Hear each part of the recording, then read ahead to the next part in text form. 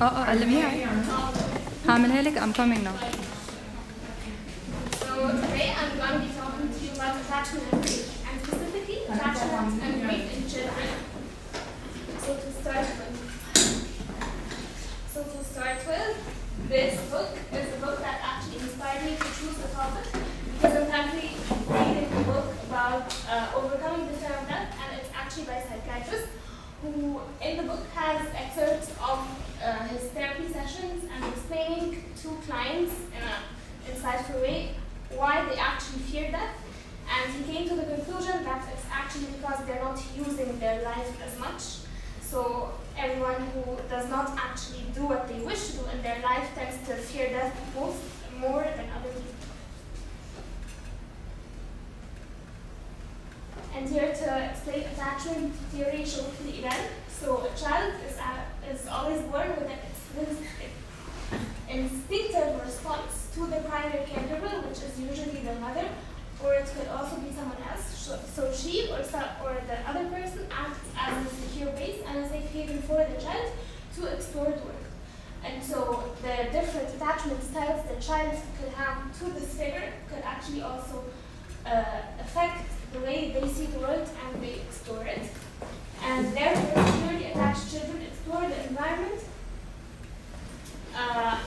in the presence of the caregiver, and they're also happy if they see them again. If this caregiver went away and he came back, the child knows that the caregiver will come back, and eventually they're happy seeing them.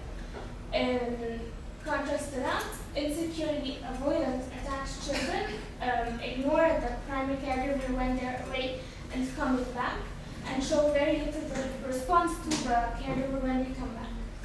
And insecurely anxious children also experience they experience a hard time when the caregiver goes away, and when they come back, it's mostly very hard to soothe them, because they're actually anxious that the parents won't come back or that anything would happen, because that's the view they actually have to the world. So a more anxious view in this case, or a avoidant view in the other. And so we also mentioned that attachment is a basic motivation, just like nutrition and reproduction for human beings. And this means that feeling safe takes away anxiety and uneasiness. And in this context,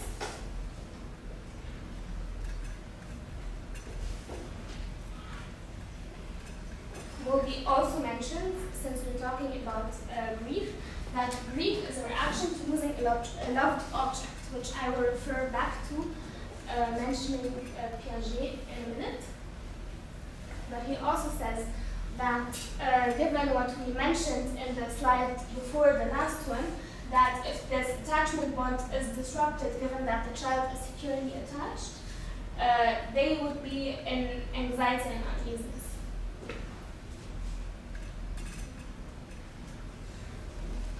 And so mentioning Piaget, as I said, while Bowlby was speculating in an experiment that I'll be mentioning later, they were actually asking themselves whether object permanence lasts until the end of, whether it develops until the end of the first year, or maybe before that, as we had always read in classes. And so here we're talking more about the baby knowing that when the parent is away, or the primary caregiver, they eventually come back, which is relatable to the attachment style they have, and also relatable to the way they're attached to the primary caregiver. And here we also talk about conservation and the idea of whether children know that death is reversible or irreversible. But we could also relate it to separation anxiety, so that's actually the point that is more related to attachment when it comes to object permanence, because nowadays we assume that babies develop object permanence much earlier than the Bowlby had speculated at that time, and so their separation anxiety would be really high, especially if they're anxiously attached.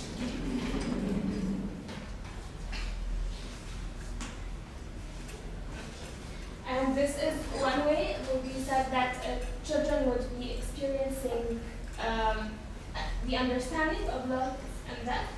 And so from 0 to 2 years, they would not notice the concept of death, or maybe the overall disappearance. They wouldn't really understand it. It would be more of a disappearance rather than knowing that the parent is not here and would come back or not with a primary caregiver. And this is the debatable point I had just mentioned. From 2 to 6 years, death could be considered temporary or reversible, which has more to do with the point of conservation and Piaget that I had mentioned in the slide before. From 6 to 12 years, understanding the permanence and irreversibility of death would be more prevalent in the case of children, and this is also because they develop conservation. And then from 12 to 18 years, they understand the concept of death like adults, but this, however, does not mean that they experience grief in the same way. So here's to the experiment I had mentioned. And this is the hospitalization experiment at the time of the Second World War. Wilby and others had children, mostly from the age of 0 to 2, in a hospital, and their parents wouldn't visit them for a very, very long time.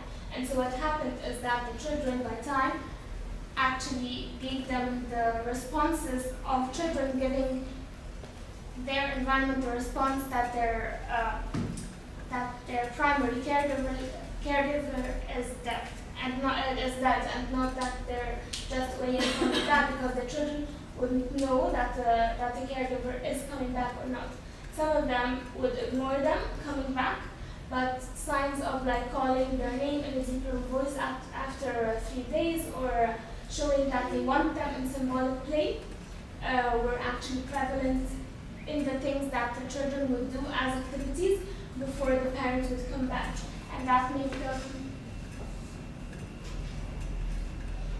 look deeper into the experience of grief in children. And here we have to know that if the child, on the other hand, is securely attached, their nervous system would be ready to experience the loss of a primary caregiver. So they would know that even if they're not there, they can cope alone, which actually happens in normal separations from the child and the caregiver if they go away. And so losing a secure base, if the child is not securely attached, they would stop exploring the world and isolate, and they would grieve. So grieving happens eventually, but the way they cope with the environment is that what differs. It's also because children have a limited cognitive capacity to handle anxiety. So they're, other than adults, not able to rationalize why primary caregivers may pass away or something. So they're not very capable of holding on to memories and rationalizing it in a different way. So some things that could be prevalent in children are feeling problems, bedtime, stomach pains, and difficulty sleeping, and becoming anxious of losing the other parent. And with that, they sometimes hide their grief from the parent that's still there.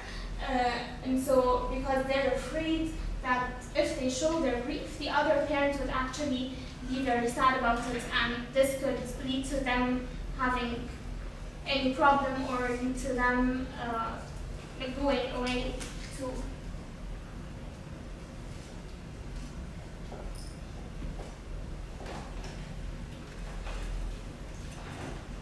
But it still differs between attachment styles, and so people who are securely attached would be able to receive support from those around them. For example, other adults that maybe try to help them. And in other children's cases, if the parents are anxious and invasive, the child may develop a mental disorder or serious difficulties when they try to cope with the parent not being there. And so avoidant parents as well, because they show little emotional closeness to their children, the child learns not to depend on them or not to show their feelings, and these may have even higher difficulties in accepting help primary caregiver is not here, because they suffered under responsiveness of their parents, which led to the lack of the emotions they themselves show.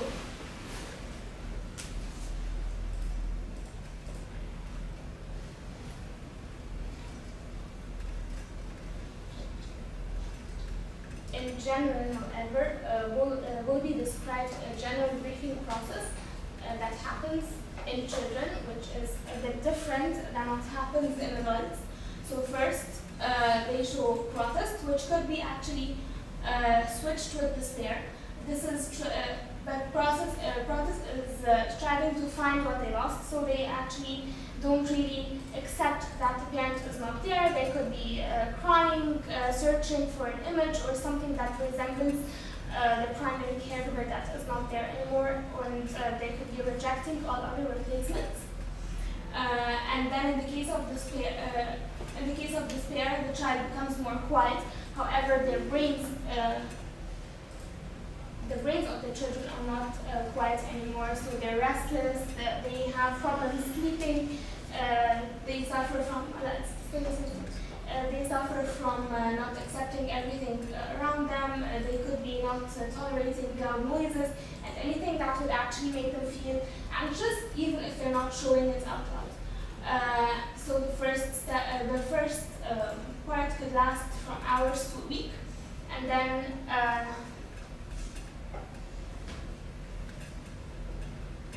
the second part wasn't actually restricted to a certain period of time, but as I mentioned, it could be switched with the first one. And then they detach, so they accept that the parent is not there anymore. They still feel that they're not there. They might be grieving inside, but they might, if they're more on the securely attached side, accept that people might help them. They might try to use what's there in order to actually keep living.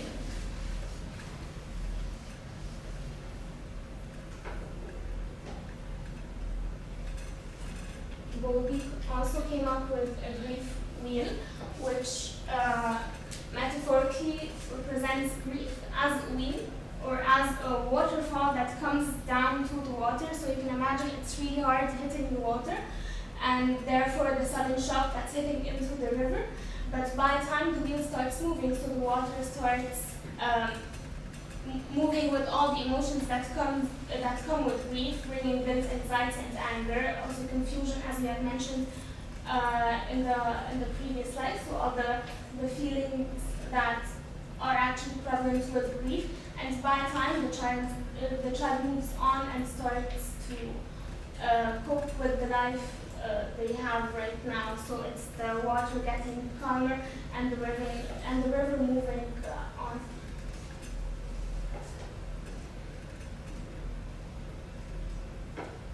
And so the sources also mention that grief, or how children experience grief, is an intergenerational transmission, just like attachment is. And so we can imagine, given the information we have just learned, that if a parent has a certain attachment, or if the child has a certain attachment style to their primary caregiver, this would reflect on the way they grieve, and then if they become parents themselves or primary caregivers, this would again reflect on the next generation. And so if the cycle is not disrupted in any way, it would keep passing from generation to the other. So now this as a slide to relate your thoughts together, or if you have any questions.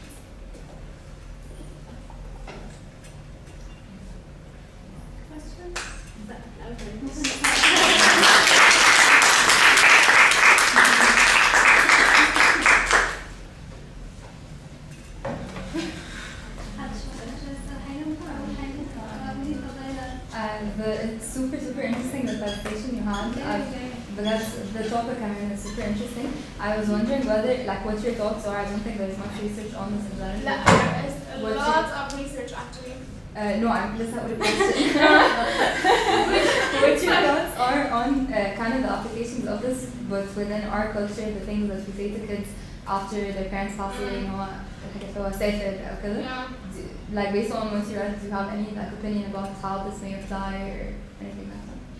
I think given that the children actually sense that the parent is not there, so they already know it, so it wouldn't matter to them هو سافر ولا يعني, or it would طبعا matter, but I mean the feeling stays the same as long as the primary caregiver doesn't come back. So they don't come back whether it's because they're somewhere away or because they're dead, but I mean it depends on again their relationship to their child. If they have a secure attachment style, they would know that I can cope, or maybe these are the ones who would care the most concerning what is told to them, عشان they always know that the parent will tell them where they're going, or someone will be honest with them, and then they can cope alone. But maybe an avoidantly attached child will think that, or an anxiously attached one would think that I'm not told the truth either way, and I don't know what to expect. So they would have the same feeling regardless of what's told to them. Yeah.